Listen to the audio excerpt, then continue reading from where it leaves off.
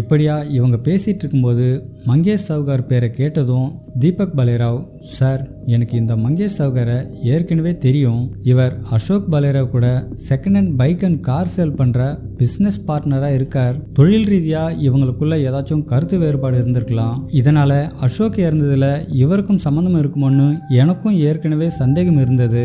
அது போக எங்களுக்கும் தெரியாம நான் தான் அசோக்கோட பிரதரான தீபக் பலேராவ்னு உங்ககிட்டயும் போய் சொல்லி உங்களையும் ஏமாத்திருக்காரு. இதனால அவரை விசாரிச்சா அசோக்கோட இறப்புல இருந்த சந்தேகத்துக்கு கண்டிப்பா விடை கிடைக்கும்னு சொல்லியிருக்காரு. இதை கேட்ட போலீஸ் மறுபடியும் இந்த கேஸை டீட்டெயில்டா என்கொயரி பண்ண டிஎஸ்பி கிரண்குமார் தலைமையில டீம் அரேஞ்ச் பண்ணி இன்வெஸ்டிகேட் பண்ண ஆரம்பிக்கிறாங்க.